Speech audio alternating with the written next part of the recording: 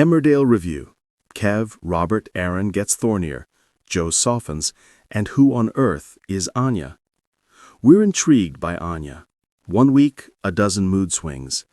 Emmerdale served high romance, hard threats, and a van full of questions, and somehow still found time to redecorate Dale View. It felt like being pulled through the wool-packed doors by the scruff, breathless, messy, addictive. I think what made it sing was the contrast, tenderness in one corner, terror in another, with everyone convinced they're doing the right thing, even as the ground slides. Kev, Robert, and Aaron, the triangle that actually hurts. The Kev, Robert, Aaron tangle sharpened beautifully. Kev's presence in the village reframed everything. He's not a rumor from Robert's past now. He's a heartbeat you can hear in the next room, and when he bares his teeth, it's chilling. Robert is stranded between the man who saved him and the man he still loves. Aaron's stuck between fury and the ache he can't switch off. It's clear that "I love him, but I'm not in love with him" was never going to land softly. I think this story works because each bloke has a valid wound: gratitude, betrayal, survival, and no tidy solution honors all three. Kev's threat to Aaron changed the weather. The quiet, clinical phrasing said more than shouting ever could, and it leaves a residue over every glance that follows. If this is a redemption arc for Robert, it'll have to prove itself in action, not speeches. Right now, his promises feel like paper in the rain. Dad knows best? Not this week. We had an odd carousel of parenting. Bob dispensing teen wisdom was generous, considering his attendance record. Up at Home Farm, Joe has all but adopted Dawn's brood, while Billy seems to have been misplaced.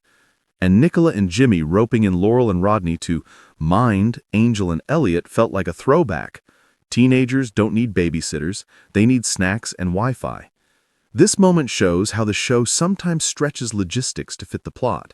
It's harmless, but you can hear the elastic ping. Joe versus Jimmy, from threat to thud, and back again.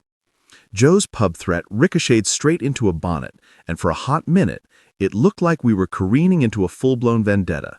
Then, whiplash, Jimmy rallied at record speed, fences were mended, and the King's Tate's detente arrived before the kettle boiled. I think we could have sat in that fallout a touch longer.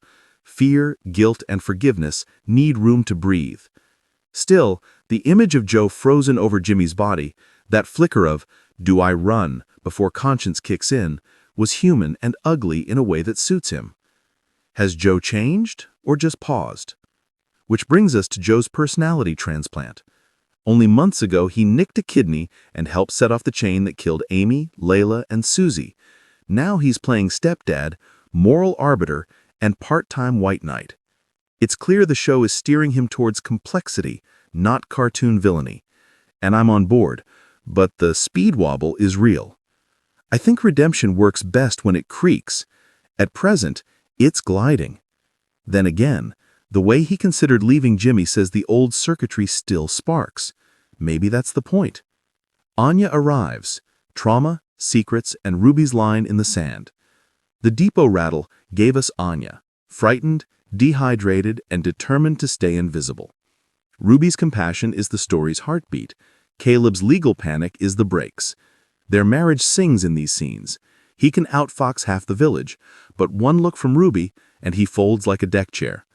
Dr. Kavanaugh's warning adds texture, and I think the show is queuing up a modern slavery thread that could cut deep if it keeps centering Anya's agency over shock value. For now, her silence is doing the loudest talking. Who she's running from matters less than whether she's allowed to stop. Dale View 2.0. Flatmates, fizz, and the slow burn we didn't know we needed. Lewis and Ross crashing to Vinny is the week's undisputed serotonin. Ross swanning about in Gabby's dressing gown, Lewis's deadpan brotherly roast, Vinny easing into laughter he hasn't found in ages. It's the kind of cozy chaos soaps don't do often enough. And yes, the internet's shipping forecast is in. Vinny, Lewis has buoyant waves. I think the show is smart to let this breathe. Friendship first gives any future shift real weight. The vanishing act. A few dangling threads niggled. Charity's pregnancy has slipped off screen at the exact moment the clock should be loudest. Billy's absence in Clemmy's schooling decisions strains credulity, and the limo crash fallout gets referenced more than it's felt. It's clear scheduling is doing some heavy lifting, but the emotional math needs topping up soon. The line that stuck, "Stay out of my life for good." Aaron meant it.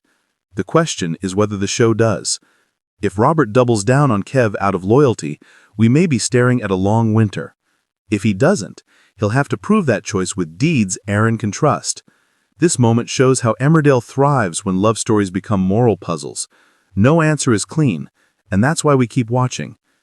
This week's Emmerdale worked because it refused to choose: menace and tenderness, forgiveness and fury, secrets and small mercies. Anya's shadow looms, Kev's threat lingers, Joe's halo slips, and Dale View laughs anyway. When the truth finally knocks, on Ruby's door, on Aaron's resolve, on Robert's promises, who opens it, and who bolts it from the inside?